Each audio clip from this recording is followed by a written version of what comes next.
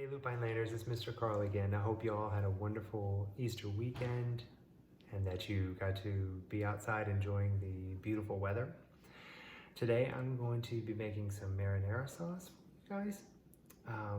So I'm going to be using some kind of simple ingredients. If you want to add anything to it, that's wonderful. What I like to do is reuse or use the ends of different vegetables and things like that. So if I have leftover spinach or zucchini or kale or things that I'm not going to use, or maybe things that are about to expire or whatever like that, maybe they've been in the fridge for a little bit too long, all those things are great inside of a marinara sauce because they just get to be reused again, which is awesome. All right, let's get started. So here are the ingredients that I'm going to use in our marinara for today. To start with, I'll heat up a little bit of olive oil and we're going to saute some onion. I already have these chopped up, and a little bit of garlic. I have all this chopped up as well. Once the onions get a little bit translucent, that means you can see right through them. I'm going to add the tomato paste. I have 2 cans that I took out of the cans already. I'm going to let that simmer for a little bit until it gets nice and fragrant. And then I'm going to add, I pureed up some carrots in a little tiny bowl there. I'm going to use this in place of sugar because carrots have a lot of that sweetness in there. And no point in adding any sugar if you don't need to. Once that boils for just a little bit, I picked up these Campari tomatoes. I like these. Also like Roma tomatoes in there. But these will work just fine, whatever your preference is. And then to spice things up, of course, I have salt and pepper. I'm going to use some parsley, basil, and a little bit of oregano. Couldn't find anything fresh today, so we're just going to go with that. All right, let's go over to the pot.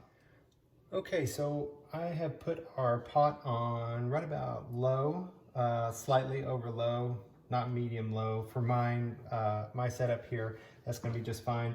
And I already added the olive oil in there too. So I put about 2 tablespoons, depending on the size of the pot and how much stuff you're going to be using. Obviously you don't want it covering it, but you want just enough to where you can still work it around. This is getting nice and hot in here, so I'm going to go ahead and start adding some of the things. This should sizzle right away. Also want our garlic in there. All right. And then I'm just going to lightly toss this around. Kind of see what I'm doing here. Just to coat everything nice with olive oil. Don't have to do too much. Just enough. I'll get you a little bit closer so you can see what I'm doing here. Alright, I'm going to keep that on low. I don't want to get it too much higher than that.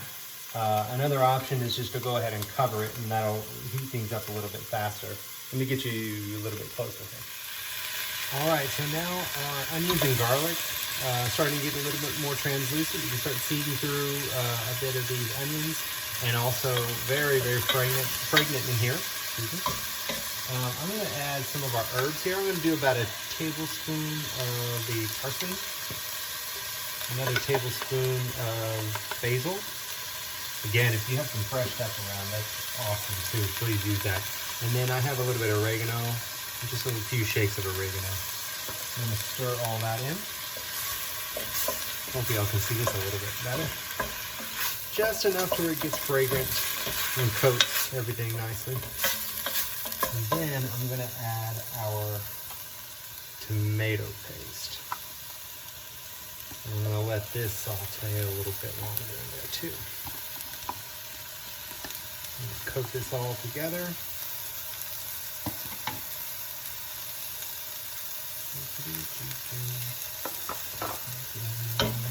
All right.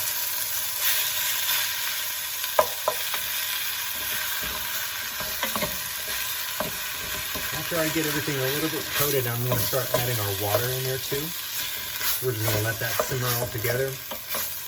While you're doing the onions and the garlic, you also want to keep it stirring because you don't want it to start sticking to the bottom and burn. And just keep things moving around.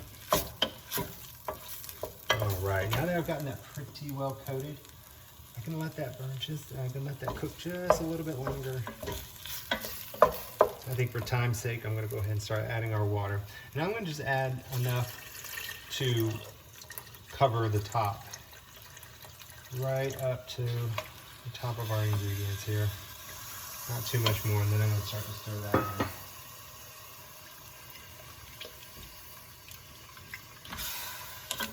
All right. Gosh, it's smelling really, really good in here already. Let's see. Make sure you guys can see that really, really well. All right. I cranked up the heat just a little bit. I'm up to about medium here right now. Once I start to see that boil just a little bit, it's already kind of boiling around the outside. Once I see the bubbles right in the middle, you see, then I'm going to go ahead and add our carrots.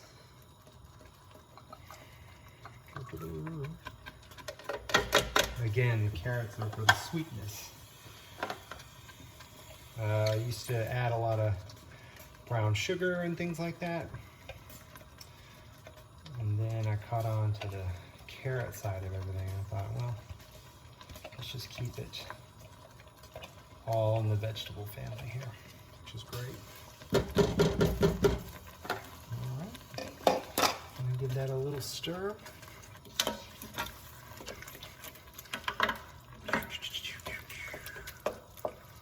Nice. At any point, if you need to add a little bit more water, go for it. I'm gonna add just a little bit more.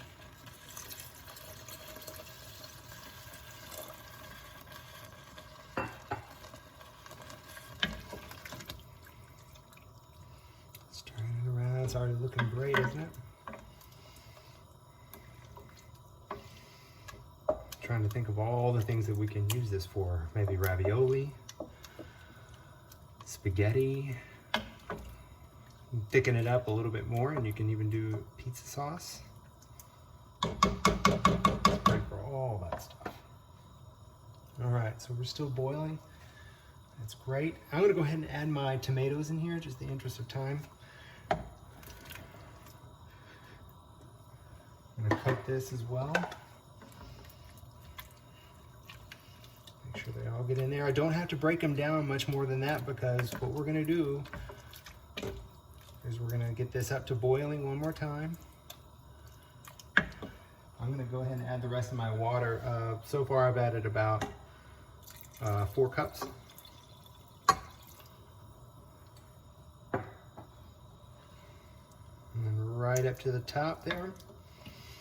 Get it all mixed in, because all that water is going to start to evaporate. Everything's going to start to condense, and you'll have a nice thick sauce in the end. Okay. Just wait to see a little bit of boil. Doesn't have to be rolling boil. I'm going to crank it up just a little bit. Wait for that rolling boil. So as soon as you start seeing the boiling again, what I want you to do is cover it, bring it back down to a simmer, nice and low, low, low, low. Once every 10 or so minutes, I think, you should just stir it up, and then you're gonna wait to see that water reduce a little bit, and we'll come back and see what that looks like. All right, so I still have a lot of simmering left to go, but I'm gonna go ahead and show you how I'm going to get all these blended up. So I haven't added my salt and pepper yet. So I'm going to add a little bit of pepper, a little bit of salt. And of course you can tweak this along the way, just to, for your own tastes. And I'm going to use an immersion blender. I don't know if y'all can see all this. This is a pretty handy little tool to have around here. You could, once it's all cooled off a little bit, you could transfer it to a food processor, but I find this is a lot easier just to do it while I'm still cooking. The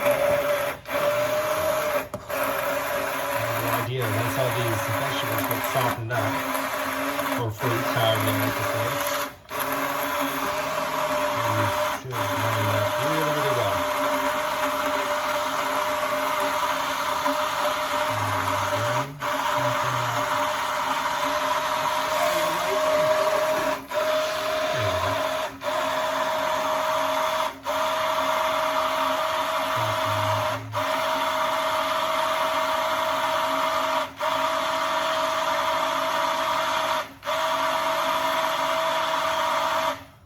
Again, if you like a little bit chunkier stuff, do it a little bit for less time.